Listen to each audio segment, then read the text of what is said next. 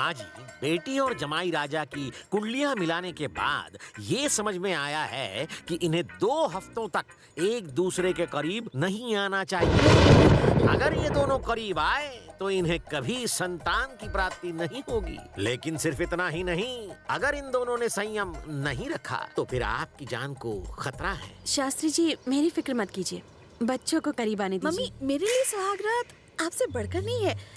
मैं ध्यान रखूंगी कि अगले 15 दिनों तक हमारे बीच कुछ ना हो। ठीक है ना मम्मी? ठीक है बेटा। जमाई को तो कोई प्रॉब्लम नहीं है ना? हाँ चलेगा। पंडित के साथ 500 का मांडोली करके सुहागरा थोड़ा पहले नहीं ला सकते? बेटा, सिंह से लेके किंग तक सब आचार्य शास्त्री के पास आते हैं। जमीनें कब खरीदनी है, घर कब बनाना है, बिजनेस कब किसके साथ करना है, ये मैं ही इनको बताते आया हूँ और आज तक मेरी एक बात गलत साबित नहीं हुई। माँ जी, ये जमाई आपकी राशि में राहु की तरह जम गया है, संभल के रहिएगा। चलता हूँ। ओके माँ। जमाई, ज्योतिष ने क्या कहा सुना? सुन लिया। मुझे तुमसे अकेले में बात करनी है। साथ चलो। अरे बाप रे, सासू माँ, आप बात करना चाहती हो ना तो साइलेंट मोड पे क्यों चली गई? कितने पैसे चाहिए? हनीमून के लिए? मैं हनीमून की बात नहीं कर रही। इस शादी को तोड़ने, डिवोर्स पेपर पर साइन करने और मेरी बेटी की जिंदगी से दफा होने के लिए कितने पैसे चाहिए? अपन बुज़दिल नहीं है जो पैसों के लिए पत्नी को छोड़ दे। अगर पैसा ज्यादा हो गया तो दान धर्म करो, पुण्य कमा लोगी। आप उनके साथ डील मत करो। पैसे तो इतने हैं कि तुम सोच नहीं सकते। पता है, तुम जैसे 500 जमाई खरीद के दान कर सकती हो। हाँ, भाड़े के जमाई तो जरूर खरीद सकती हो, लेकिन आप उन जैसा टक्कर का जमाई नहीं मिलेगा। मेरी बेटी को छोड़ने के लिए क्या लोगे ये बताओ। चाहे कुछ भी हो जाए, मैं अपनी बीवी को नहीं छोड़ूंगा। सासू, मुझे और मेरी बीवी को अलग करने वाली बात पर मुझे एक डायलॉग याद आ गया। हमें अलग करना मुश्किल ही नहीं, नामुमकिन है। मैं अलग कर दूंगी। उसे एहसास दिलाऊंगी कि दौलत बिना जिंदगी नहीं जी सकते। कसम खाती हूँ, तुझे और मेरी बेटी को करीब आने नहीं दूंगी।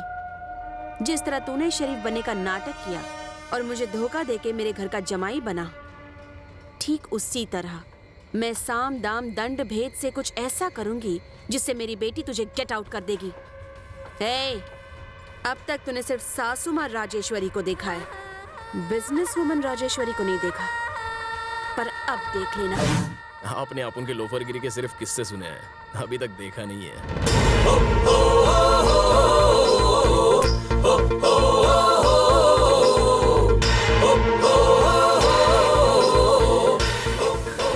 लेकिन अभी आप देखो, प्यार के आगे पैसा नहीं टिक सकता, प्यार के आगे लालच भी नहीं टिकता, और आपको भी एक दिन झुकना ही पड़ेगा। और तब जाके आपका घमंड टूटेगा, और जब वो चूर चूर होगा ना, तभी आपके सर से पैसे का भूत उतरेगा। और जब वो पूरी तरह से उतर जाएगा ना, तो अपन लिख के देता है कि आप खुद ही चापुन को सामने से बुलाएंगे, जमाई राजा, मेरी बेटी के लिए तू ही सही है। दम मारेंगी। हमारे बीच की इस बात का किसी को पता नहीं चलना चाहिए। मैं नहीं बताऊंगी क्योंकि मैं ऊंचे खानदान की हूँ, रॉयल। अपुन भी नहीं बताएगा क्योंकि अपुन शरीफ मवाली है। चैलेंज? अरे सासू माँ, चैलेंज अपुन के लिए कपड़े बदलने जैसा है। एक और बात, अपुन को ऐसी औरतें पसंद है जो दिमाग का इस्तेमाल करती हैं, जैसे कि आप। I like you.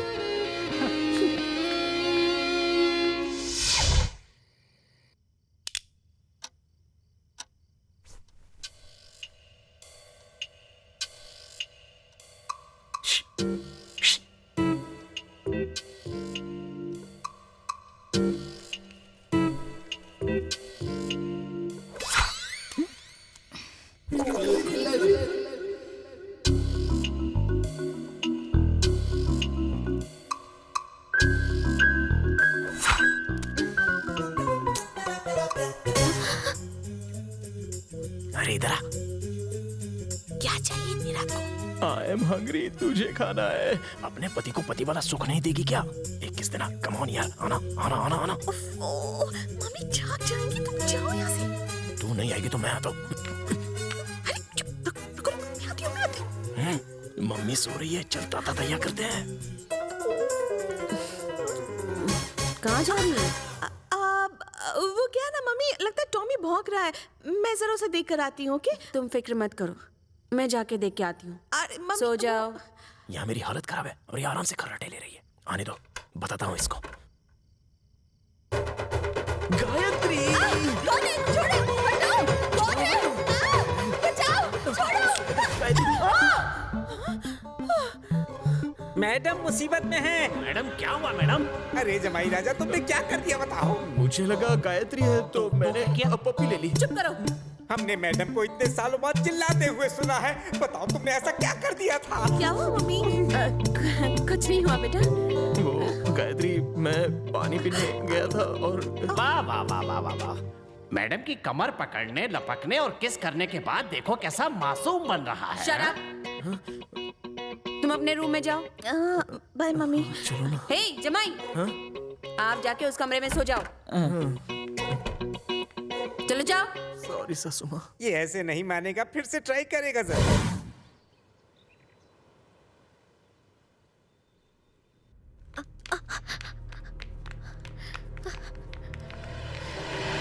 बैड बिल्ली रास्ता काटी।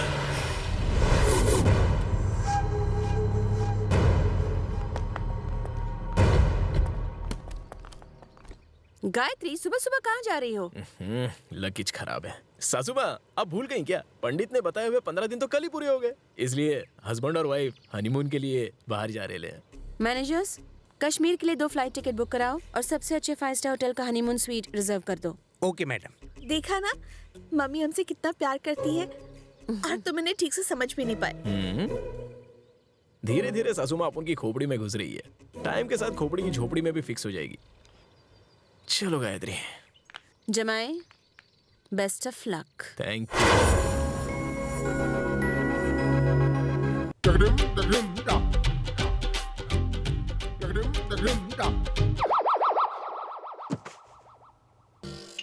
वाह, बैठो ना। छोड़ो ना। कितने दिन हो गए हमने ठीक से बात भी नहीं की है। थोड़ी बात कर ले। बात करनी है, पहले ये बता।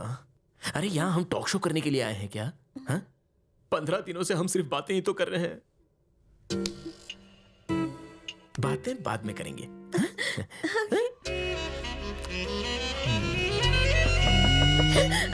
सुनो, कोई दरवाजा खटखटा रहा है। अरे बगल वाले कमरे का होगा। हाँ? हम स्टेप बाय स्टेप कुछ नहीं करेंगे, डायरेक्ट एंड कर देंगे। हाँ? अरे नहीं, कोई दरवाजे पे है। देखो। अरे कोई नहीं है, आ जाओ। नहीं, देखो तो कोई तो है। दरवाजा खटखटा रहा है।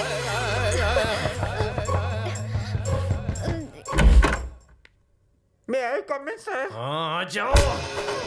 कहीं के लिए आया, हाँ? दिमाग का नहीं और मूड का बजट नहीं आया। सारे काम बैठी तेरी माँ का साकिना का कल को आया इधर को। क्या ठीक करे ना? क्यों मार रहे हो इसे? क्या हो गया? अरे आप यहाँ पर? मैडम का एक्सीडेंट हो गया। मैडम का एक्सीडेंट हो गया है। हाँ। ऐसा क्या? तुम जाके मैडम को संभालो, हम कल सुबह आके मिल लेंगे। हाँ? ये क्या कह रहे हो? मेरी मम्मी का एक्सीडेंट हो गया और तुम कह रहे हो कि हम सुबह चलेंगे?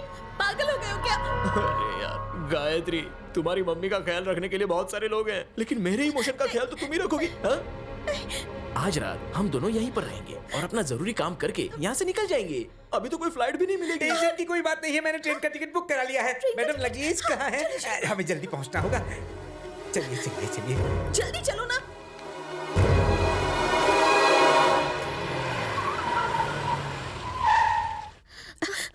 मम्मी, मम्मी, अब कैसी हैं आप?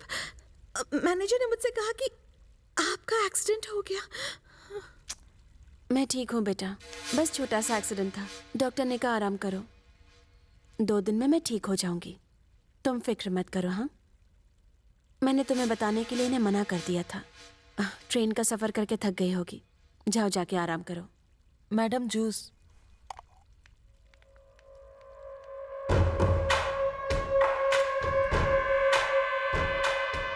जमाई, प्लान कैसा लगा? 15 दिनों के बाद मेरी बेटी के साथ तुम हनीमून पर गए। मैंने तुम्हें वापस बुला लिया। एक बात अच्छे से याद रखना जमाई, कश्मीर तो क्या, तुम हनीमून बनाने के लिए दुनिया में कहीं भी जाओ, मैं तुम्हें अपनी बेटी से अलग करूंगी। सासू माँ, आप थोड़ी लेट हैं और अपन थोड़ा फास्ट हैं। वो ट्रेन में सफर के वक्त मैंने सब कर लिया। मतलब शर्म आती है, मैं कैसे बताऊं। वही सुहागरात। ये क्या कह रहे हो? यही कह रहा हूँ कि हमने अपनी सुहागरात ट्रेन के अंदर ही मना ली। सासू माँ, आपको लगता है कि मैं इस खेल में बच्चा हूँ, लेकिन ये बच्चा इतना कच्चा नहीं है। वैसे सासू माँ, एक छोटी सी एडवाइस फ्री में दे डालता हूँ, आग में हाथ डालोगी तो आज जलेगा। चलता हूँ। एक और बात सासू माँ, ट्रेन के फर्स्ट एसी के डिब्बे में हम लोग की सुहागरात थोड़ी जल्दी में हो गई, तो सेकंड अटेम्प्ट प्यार से, इत्मीनान से हो, ऐसा आपकी बेटी की ख्वाहिश है। वाइफ की इच्छा तो सर आंखों पे, अब माँ होने के नाते आपका तो फर्ज है कि बेटी की इच्छा पूरी करो। ए चंगो मंगो, तुझे बुला रहा है। नहीं तुझे नरम नरम फूल मंगाओ और बिस्तर को सजा डालो। जमाई राजा फ्रेश होके आ रहे हैं। मैनेजर्स, ये सब कैसे हो गया? सच कहूं मैडम, मुझे पता नहीं था कि ये ट्रेन में कांड कर देगा। अगर पहले से पता होता तो अलग अलग कोच में रिजर्वेशन कराता। इसने मौके पे चौका नहीं छक्का मारा है मैडम। सिर्फ 50 crores बैलेंस? ये आज का ट्रांजैक्शन है। सुनिए मैडम, आपके समधी जी आए। ए जी, नमस्ते जी।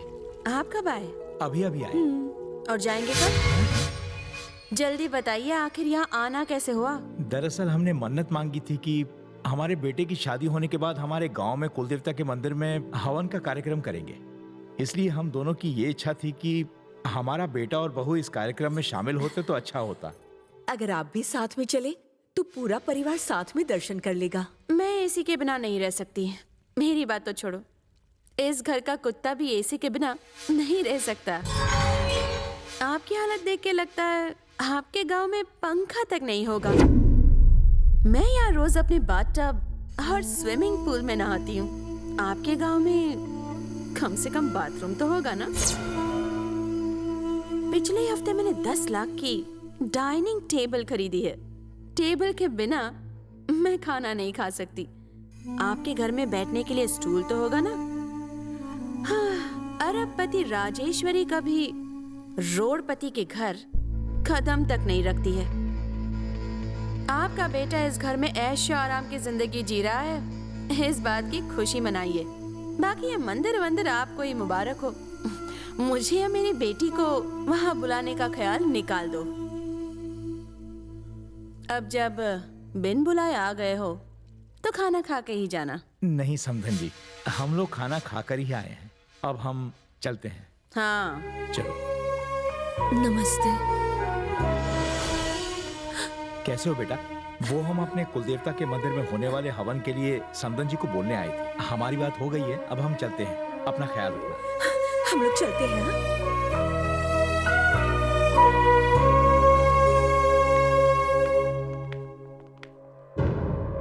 आओ जमाई।